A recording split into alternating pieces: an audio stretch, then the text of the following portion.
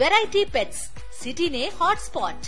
పూర్తి వివరాలకు చదవండి రేపటి సాక్షి హైదరాబాద్ ఎడిషన్.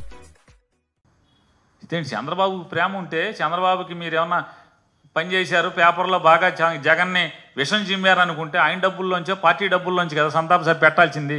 జనం సొమ్ముతో సంతాప సభ ఏంటి? అందుకు మీరు ఈ రుణం తీర్చేసుకుంటారా? అంటే ఆయన మీ రుణం తీర్చుకుంటారు, మీరు ఆయన రుణం తీర్చుకుంటారు. ఇక ఇచ్చినమ్మ వాయనం, పుచ్చుకున్నానమ్మ వాయనం, అంతే కదా. పల్లెటూళ్ళలో గ్రామాల్లో మామూలుగా ఈ కార్తీక మాసంలో నోవులు ఉంటాయి, వాయనం ఇస్తారు, వాయనం పుచ్చుకుంటారు ఒకళ్ళు. అట్టా ఆయన మీకు చేసేస్తా ఉంటాడు, మీకు ఆయన చేసేస్తా ఉంటారు. ఇక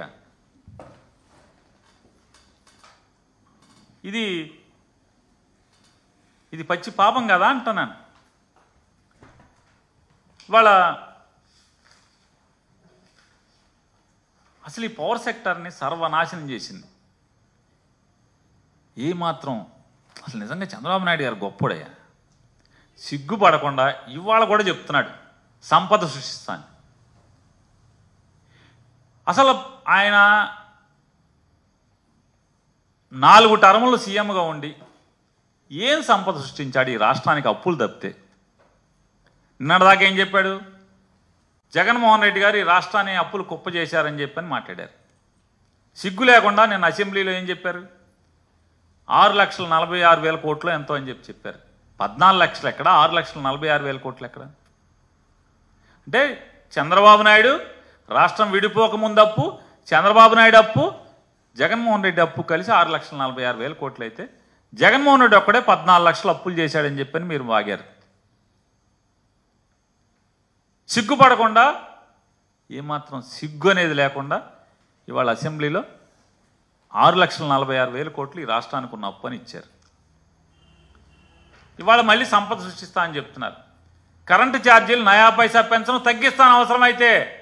నా అనుభవాన్ని రంగరించి కరెంటు ఛార్జీలు తగ్గిస్తానని ఓట్లు అడుక్కుని ఇవాళ జగన్మోహన్ రెడ్డి గారి బొమ్మ అడ్డం పెట్టి జగన్ చేశాడు తప్పులు, అందుకని మేము మొత్తం 17,000 కోట్ల రూపాయలు కరెంటు ఛార్జీల భారాన్ని ప్రజల నెత్తిన మీద వేసే పరిస్థితి. ఇదా సంపద సృష్టిస్తామంటే? బొచ్చెట్టు అడుక్కోవటం. ఇవాళ కూడా చెప్తున్నాడు ప్రజల దగ్గర నుంచి డబ్బులు తీసుకుంటా అంటే అదే సంపద సృష్టి అంట. ఏంటి P4 4P ఏదో చెప్తున్నాడు. 4P అంట. ఒక్కోసారి పదాలు చక్కగా భలే వాడతాడు. ఇంక్లూజివ్ డెవలప్మెంట్ అంటాడు. మళ్ళీ ఇంటికాడ రాసుకొచ్చా అనుకుంటా ఏంటి ఎవరి దగ్గర. P4 అంట. ఏంటి P4 ఏంటి అంటే ఈ రాష్ట్ర సంపదని, ఈ రాష్ట్రాన్ని డబ్బున్న వాళ్ళకి అంటకడతాం, అంతే కదా. అప్పచెప్పేయటమే కదా. అప్పనంగా ఆర్తపల్లిలో అప్పచెప్పేయటమే కదా P4 అంటే. గవర్నమెంట్ మెడికల్ కాలేజీని అమ్మేస్తావు, గవర్నమెంట్ పోర్టులను అమ్మేస్తావు, ఇది సంపద సృష్టి అంటావు. ఇప్పుడు ఒక 50,000 కోట్లు పైన చేసేసావు అప్పు. 6 నెలల వల్ల 5 నెలల్లో 50,000 కోట్లు అప్పులు చేసావు. ఇస్తా అన్న పథకాలు ఇవ్వలేదు. సంవత్సరానికి 3 గ్యాస్ బండ్లు అన్నావు. ఒక గ్యాస్ బండ్ నెత్తి మీద కొట్టి సరిపెట్టండి అంటున్నావు. జగన్ ఉన్నప్పుడు బాధుడే అన్నావు. ఇప్పుడు అసలు ఏది ముట్టుకున్నా బాధుడే కదా. కందిపప్పు, టమాటా, ఏది పప్పు, అసలు మామూలుగా ఏది నీ ఇష్టం వచ్చింది తీసుకో, అన్నీ బాధుడే కదా. సంవత్సరానికి 3 బండ్లు అన్నావు కదా. మరి ఈ సంవత్సరం నువ్వు ఎక్కి రేపు మార్చికి సంవత్సరం అయితే మరి మొదటి సంవత్సరం ఎంత? మళ్ళీ మార్చికి దిగిపోతావు కదా నువ్వు. మళ్ళీ మార్చికి ఉండవు కదా. ఎలక్షన్ వచ్చేస్తుంది కదా కోడు. లేదా మోడీ గారు ఏదో అది ఇది అంటున్నాడు, అదైతే అసలు ఇంకా ముందే అయిపోతావు కదా. 27కి అయిపోతావు అంటున్నారుగా.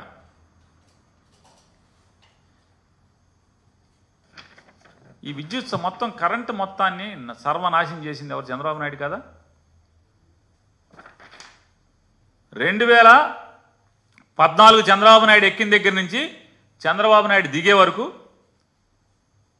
కరెంటు సంస్థల యొక్క నష్టాలు 22,080 అంటే 22,089 కోట్ల రూపాయలు నష్టాలా కాదు 5 ఏళ్లలో. చంద్రబాబు నాయుడు ఎక్కిన 5 ఏళ్ళు 14 నుంచి 19 కరెంటు కంపెనీల నష్టాలు 22,000 కోట్ల రూపాయలు అయితే రాష్ట్రం వీడేపటికి 6,000 కోట్లుంటే చంద్రబాబు నాయుడు దిగేప్పటికి 28,000 చిల్లర కోట్లయింది నష్టాలు.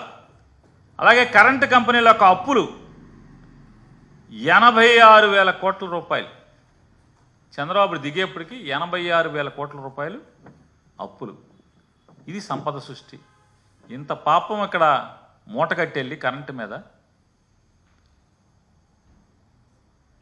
ఇవన్నీ తప్పుడు మాటలని చెప్తారు. ఆయన తప్పుడు లెక్కలు చెప్తారు, అసత్యాలు చెప్తాడు, సిగ్గుపడకుండా కన్నార్పకుండా అబద్ధాలు చెప్తాడు, విషం చిమ్ముతాడు జగన్ మీద. జగన్మోహన్ రెడ్డి గారి ప్రభుత్వంలో ఏమైంది? 395 కదా, 5 ఏళ్లలో 395 కోట్ల నష్టాలు. జగన్మోహన్ రెడ్డి గారు 5 ఏళ్లలో 395 కోట్ల నష్టాలు. నీ 5 ఏళ్లలో 22,089 కోట్ల రూపాయల నష్టాలు కంపెనీలకి. నీ 5 ఏళ్లలో 56,000 కోట్ల అప్పులైతే కరెంటు కంపెనీలు. జగన్మోహన్ రెడ్డి గారు ప్రభుత్వంలో 36,000 కోట్లు. ఎవరు పనోడు?